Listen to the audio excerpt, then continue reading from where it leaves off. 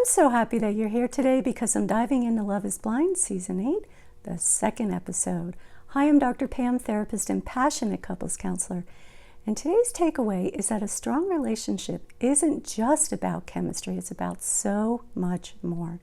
This is not only about recognizing red flags, but also avoiding idealized romance. And I'm also going to break down anxious and avoidant attachment styles in relationships. Is it a red flag or just a difference in how people connect? And here's a glimpse of what's to come. She is just so fun.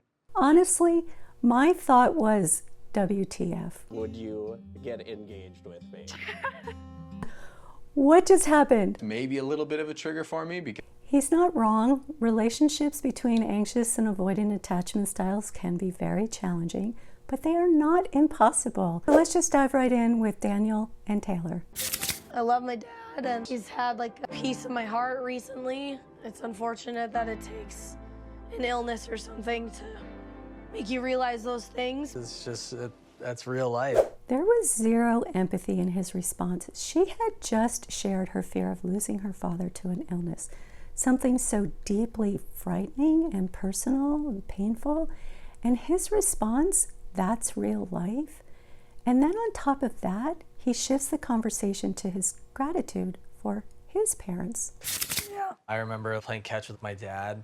I'm so thankful for my parents. Yeah. There's so much stuff that I would take with me into a marriage. Rather than acknowledging her feelings or offering comfort, he seemed to bypass her emotions entirely. His reaction didn't meet her at all where she was in her pain, which may have left her feeling unseen and unsupported. And I'm not even sure if she even realized it. You know, many people don't realize when they deserve an empathetic response after sharing something with such vulnerability.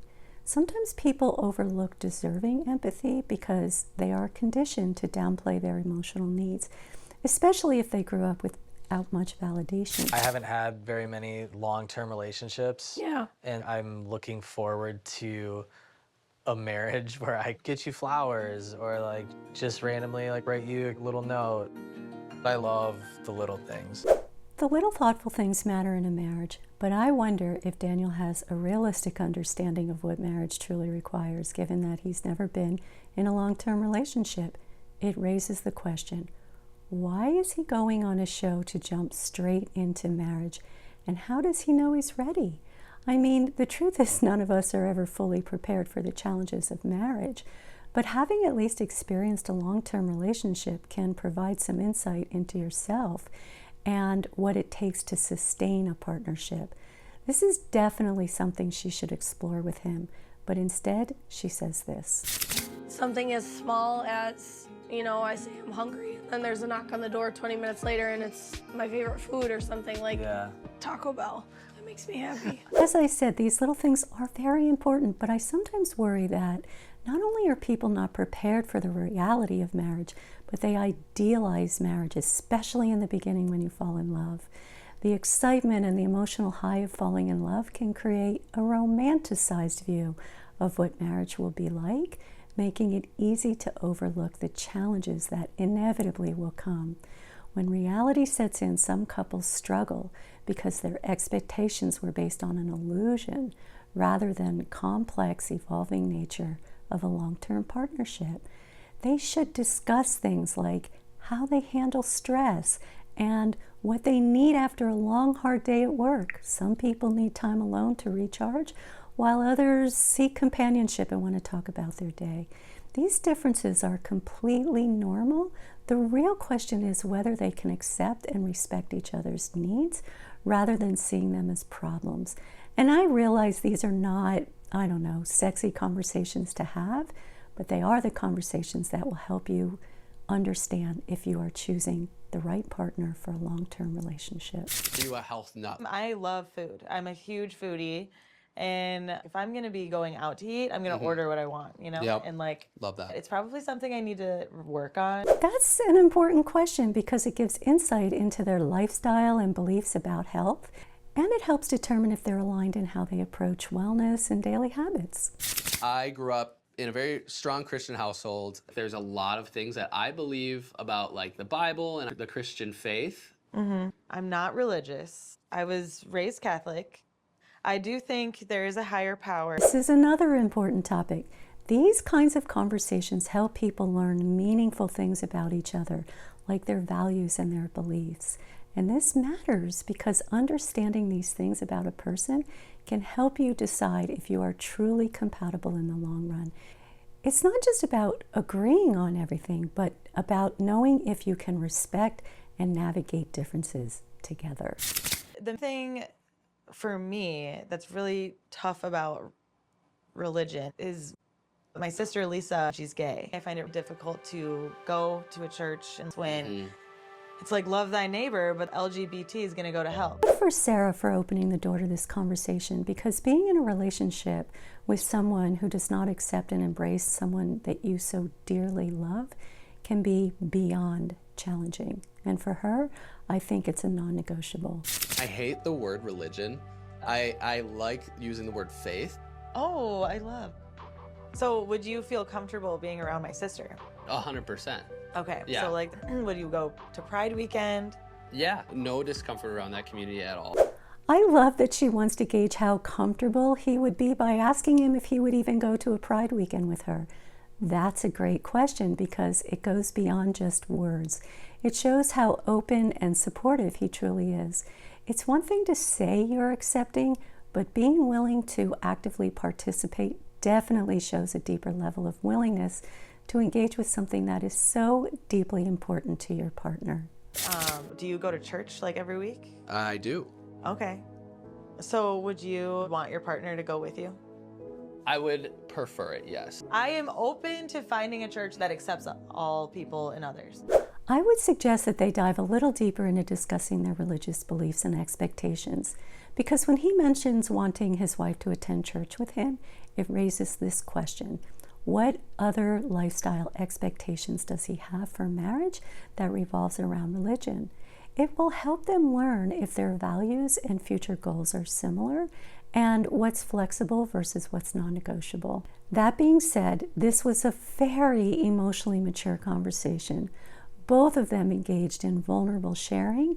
They openly expressed their personal values while also showing a willingness to accommodate each other in the areas that matter deeply to them. I love seeing this level of openness and respect in a conversation. I might be really vulnerable and open with someone and really want a future with them and then not be chosen at the end of this. There are very real outcomes in this that could leave me very hurt. And so Yes, I totally agree. I can only imagine being in a setting where you're dating multiple people, feeling a connection with someone while knowing that they are also seeing someone else and feeling a connection with them. I mean, it can stir up all sorts of emotions and thoughts like, am I good enough? Or what do they see in the other person that I might be lacking? But this is what is important to understand. If two people truly felt a strong connection, there wouldn't even be a concern about being chosen. You would trust the bond that you have together.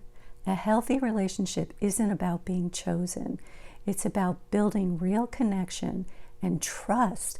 If you're only focused on being picked, you will likely overlook whether the person is actually right for you. did you hear what I said last night? We were joking about you having another date after that. Oh, I did hear that. You heard me tell you to cancel your next date. Yes, yes, I did hear that. What was your response? I don't remember. I wish Lauren was more direct. She's clearly worried that his interests might lie elsewhere and wants to know where she stands with him. Instead of letting insecurity take over, it would be so much more helpful for her to just ask directly and get the clarity she needs and deserves. She could say, I've been enjoying getting to know you, but I'm feeling a little unsure about where we stand. I don't want to overthink this, but I just wanted to ask, do you see this going somewhere, or are you feeling pulled in another direction? And she should also not leave this entirely up to him or anyone that she dates. And if she did ask a question like that, she would also need to reflect on how she feels about his response. Does he give an answer that gives her clarity and reassurance that she needs? Or does he leave her with more doubt? She has the power to decide what feels right for her, rather than just looking for him to choose her. Yesterday, you completely changed my day. And then I got back into the pods, and one of the girls I was like pretty high on. She like is just so fun and funny. Seriously, I am almost at a loss for words. He just admitted that he's enjoying both of them, which makes it clear he is not actively working toward building a meaningful connection with one person. Then he goes on to tell her that Molly is fun and funny. I mean, he didn't say Molly. But why did he say that to her? What purpose does that serve? I would encourage her to ask him directly, what do you want me to take away from that? And why are you sharing this with me? This would put the responsibility back on him to clarify his intentions and make him aware of how his words are landing. I know I want you and me to like explore every possible option. But I also like don't want to hear about it. I totally agree.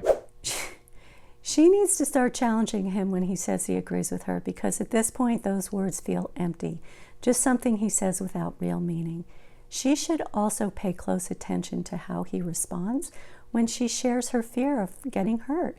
Instead of offering her reassurance or acknowledging her feelings, he responded by telling her how much he enjoyed spending the time with another woman. Honestly, my thought was, WTF. Simply telling him that she doesn't want to hear about it might seem like she's setting a boundary, but it doesn't address the deeper issue, which is his lack of sensitivity to her emotions. The real boundary she needs to consider is whether she's willing to continue investing in someone who responds to her vulnerability with complete disregard. I don't get you. In a good way. I feel like I can tell you anything. I just feel like at home when we're doing this. I agree. We're diving right back in. I know. What does that even mean when he tells her he feels at home with her, and why does he feel that he can tell her anything? Feeling comfortable with someone doesn't mean disregarding their feelings and sharing his thoughts about a woman that he is dating. And she's interpreting this as flattery when she should be interpreting it as a huge red flag. Okay, tell me your deepest, darkest secrets. Shoot. Deepest, darkest secret. I actually have feelings for you. I actually have feelings for you too. That wasn't his deepest, darkest secret. That was a deflection, and he covered it up with flattery, which she bought into. I can't help but wonder what she told herself when she first met Dave. Remember, her immediate reaction was, should I walk out on this date? So what changed? What pulled her back in despite her initial hesitation? It's worth considering why she's overlooking red flags. I mean, think about times when you were dating, when you sensed something was a little off, even if you didn't name it as a red flag. Most of us have been there. Sometimes we ignore those signals because we want something so badly, like a committed partner, and that desire overrides our instincts. One of the things that's really important to me is being together and someone making things fun. Yep. We both like to do these things that are fun, not super overwhelming. That's just huge for me, I've discovered. Fun is important, but I wonder what he really means when he said he doesn't like when things feel super overwhelming. Is that a clue into his emotional capacity and how he handles challenges in a relationship? She didn't seem to pick up on that. She only focused on the part where they connected over having fun together. She could ask him, what does overwhelming mean to you? How do you handle stress or conflict? Because knowing how to navigate conflict is either the glue that keeps you together or it tears you apart. Me and you. Me and you, from the start, I love that natural chemistry that we have. Well, thanks. Yeah. Yeah. Love it. Oh my goodness. Is he oblivious? Is he playing both Molly and Lauren? Or maybe this is the lack of integrity he mentioned and how he is an ass to women. Only time will tell, unfortunately. I think it was the first time we talked where you said that you didn't have the same integrity growing up, or that your mom taught you to have. Oh, yeah. And that you really worked to get that integrity back. And I love that you realized that. There's pretty much nothing short of murdering someone that would bother me because we all have a past. I don't think that she can set her bar any lower than nothing bothers her short of murdering someone. And she actually didn't get it right about what he said regarding integrity. He never said that he really worked to get it back. Watch. He was just very hard on me about like just doing the right thing, like having integrity. And like, I haven't always had that. You feel like you still struggle with that at all, or? I'm not gonna be perfect. She assumed that he had genuinely worked on it, which is a common but significant mistake in dating. Just because someone claims to be a certain way doesn't mean that they actually are. And keep in mind, he didn't say he was actively working on it. He just said he wasn't going to be perfect. She is jumping to conclusions about his character way too quickly. And even if he did really work on it, she should wait to see if that's the case and not immediately believe it. Gosh, I just feel like I can tell you like anything, and I don't know. You're not gonna like judge me or hold it against me, really. No, I won't. Where have we heard that before? I feel like I can tell you anything. I just feel like at home when we're doing this. So, here's the question for all of us. How do we trust that someone is authentic and honest? Well, first, we have to pay attention to their consistency. Do their words match their actions and align over time? Authenticity isn't just about what someone says, it's about whether they follow through, even in small ways. And I realize on this show, you know, we see all that's going on in the background and they don't, but this is for you. Another key sign is how they handle difficult conversations. Are they willing to be vulnerable and open, or do they avoid uncomfortable topics? Authentic people don't just tell us what we want to hear. They tell us the truth, even when it's uncomfortable. And finally, building trust isn't just about the other person. It's also about us. Are we listening to our gut instincts, or are we ignoring red flags because we want this to work? The best way to gauge authenticity is to slow down, observe patterns, and trust what we see, not just what we hope to see. I'm trying not to like talk about this too much because it's not really that relevant. My last serious relationship, it ended because I cheated on her. I completely regret it, and I would never ever do it again. So why does he think that's not relevant? And this isn't about judging him. It's about understanding his level of self-awareness and personal growth. If he truly learned from that experience, he would be able to reflect on why it happened and what he's done to ensure that it won't happen again. Dismissing it as irrelevant suggests he hasn't taken the time to examine his actions or grow from them. And if he hasn't done that, what's stopping him from doing it again? And I'm not gonna lie, like when I go to like bachelor parties or something, and like I definitely have girls that come up to me. When I go to that stuff now in the future, like I'm just not gonna even entertain it. This doesn't even make sense to me. So what he's saying that is that he learned not to entertain another woman if she approaches him in a specific setting like a bachelor party. That's a very limited takeaway. True growth isn't just about avoiding certain scenarios. It's about understanding why he made those choices in the first place and developing the self-awareness to handle the temptation or other relationship challenges in a mature way. If his lesson is simply about avoiding the situation rather than addressing the deeper issue, the question is, has he done the growth work at all? I think that shows a lot about your growth. I don't ever judge what someone's done in the past because I've made mistakes as well. Please don't be so quick to jumping to conclusions just because someone shares something personal with you. It seems like she's trying not to judge, which is admirable. But not judging someone doesn't blindly mean accepting whatever they say about themselves. It's easy to assume that when someone is open and vulnerable and shares something with you, but that does not mean that they have grown and changed. We often feel moved when someone confides in us, which can make us more likely to believe in their growth without question. But here's the problem. She never asked why he wouldn't cheat again. What has he learned about himself that makes him confident that he has changed? What deeper work has he done to feel confident that he won't repeat the same behavior? Without understanding his self-awareness and accountability, words are just that, words.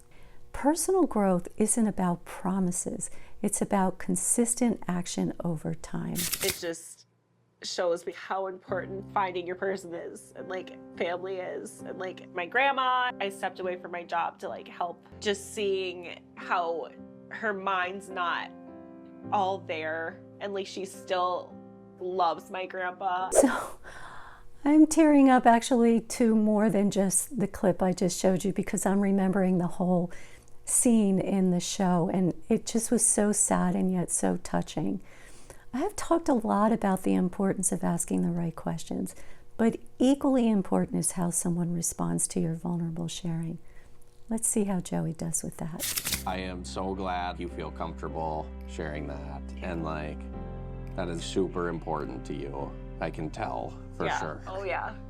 I hope you let that feeling go of feeling like guilty. Monica had shared so much more about how much she admires the love of her grandparents and the sadness that she feels for them as her grandmother doesn't fully remember her husband, and yet the love is still there. She expresses feeling that she's not proud that she stepped away from her job to help them, but also feels like helping them is more important than a job. Joey's response is a straight up green flag. You could feel his compassion. He subtly expressed gratitude for her vulnerability. He acknowledged that what she shared was important to her, and he did it with empathy. He then reinforced his support by reassuring her that family is a priority and that no one should make her question her choices. His response felt so genuine and heartfelt. Do you have a favorite animal? Penguins. Penguins are my favorite animal. I've always wanted to go like on a cruise to like Antarctica or something, or Alaska. Yeah. They have cruises that you can actually go penguin watch. Yeah, they do. Sweet conversation, but as I continue to say, they need to ask more meaningful questions to really get to know each other. And then this happened, and it caught me completely by surprise. It's been absolutely incredible getting to know every part of you. I've had like an incredible time falling in love with who you are as a person. Would you get engaged with me? Yeah. What just happened? I did not see that coming. I mean, I can see that they really like each other, but they just went from talking about penguins to getting engaged. It felt more like he was asking her to go to the prom rather than committing to a lifelong partnership. I was absolutely stunned when he proposed. It feels like both of them dove straight into the deep end without actually building a foundation together. In my last video, I pointed out that their conversations lacked depth. Yes, they shared vulnerable feelings about their families and responded beautifully to each other. But beyond that, I didn't see anything substantial. And despite what he said, he doesn't truly know every part of her. How could he when their connection never seemed to go beyond the surface? Well, it'll be interesting to see where this goes for the two of them. I like them. I hope that they make it. What are you like when there is conflict in a relationship? Do you ever get upset and yell or like say anything like hurtful? No. I grew up with a really angry dad, and that's never who I want to be. I want to jump up and down with excitement. This is such an important question. I always say that how a couple handles conflict is one of the biggest indicators of whether a relationship will last. It's not about avoiding disagreements, but how you navigate them. Do you listen? Do you engage in repair and grow together? Or do you shut down, blame, and create distance? Conflict itself isn't the problem. It's how a couple moves through it that determines the strength and connectedness of their relationship. Yeah, I've been really hurt over these past few years. Do you think that that is going to affect a future relationship, or have you worked through those issues of like trust and all that? I'm going to trust you until you give me a reason not to. Again, another great question, but unless it was edited out, the conversation ended way too soon. What does she really mean when she says she'll trust until she's given a reason not to? First, trust isn't something that should be given automatically. It needs to be built over time. Instead, it's important to consider what is important for you to extend trust to another person. Do their words and actions align? That's a good reason to trust. Do they show authenticity? Do they take accountability for their mistakes? Trust will sadly and inevitably be tested in any relationship. And sometimes even minor infractions can create doubt just as much as major betrayals. The real question is, when trust is challenged, how does the person respond? Do they repair it with honesty and effort, or do they dismiss it? So do you know the different attachment styles? I do. You know which one you are? I am an avoidant. Madison. I think that's maybe a little bit of a trigger for me. He's not wrong. Relationships between anxious and avoidant attachment styles can be very challenging, but they are not impossible. I don't like putting people into a rigid categories like an attachment box, because attachment styles are just one part of who we are as a person. People are so complex, and growth is always possible. What really matters is self-awareness and how well each person understands their own tendencies and actively works on managing them. It's about recognizing personal challenges and then learning how to navigate them together as a couple. And then he comes from this place. Past relationships, I dealt with that, but like on the extreme end of it, Yeah. I'm more anxious. I feel like I'm not good enough, and so I want you to show me that, yes, you care about me and that you are not abandoning me. The biggest fear for people who have anxious attachment is abandonment. Even the possibility of being left, whether it's real or imagined, can trigger intense anxiety. When they sense distance or uncertainty, they often panic and cling tighter in an attempt to feel securely connected. Unfortunately, this reaction can sometimes push their avoidant partner further away, creating the very situation they fear. Understanding this pattern is key to breaking it. Learning how to self-soothe, communicate your needs openly within reason, and build internal security rather than seeking constant reassurance from your partner. And for a person with avoidant attachment, they can come from this place. When I feel someone's energy start changing towards me, I get scared and I kind of run. It's in a sense of like, well, I don't need them anyway. The phrase, "I don't need them anyway," can be especially triggering for someone with an anxious attachment style. It can immediately spark a fear of abandonment and triggers feelings of insecurity and panic.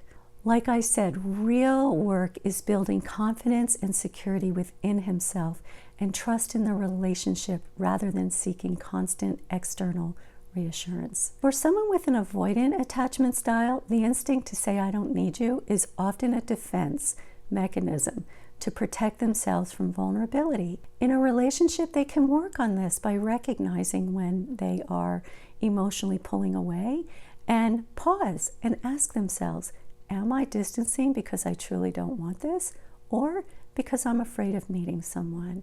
Building trust in small steps can help, starting with situations that feel somewhat safe and manageable, like sharing your thoughts and accepting help. This allows you to see that relying on a partner doesn't mean losing independence, but instead it can strengthen your connection, which people with avoidant attachment do want as well. They just fear it more. They can also practice communicating their discomfort instead of shutting down, saying something like, "I feel overwhelmed right now, but I do want to work this out with you." Most importantly, they need to reframe the idea of needing someone as a sign of weakness. Healthy relationships are not about dependence or complete independence. They are about interdependence, where both partners can lean on each other without fear. Well, that is a wrap for episode 2. Make sure to come back for episode 3, where I will share one key takeaway. There's more than one, but this one is especially important.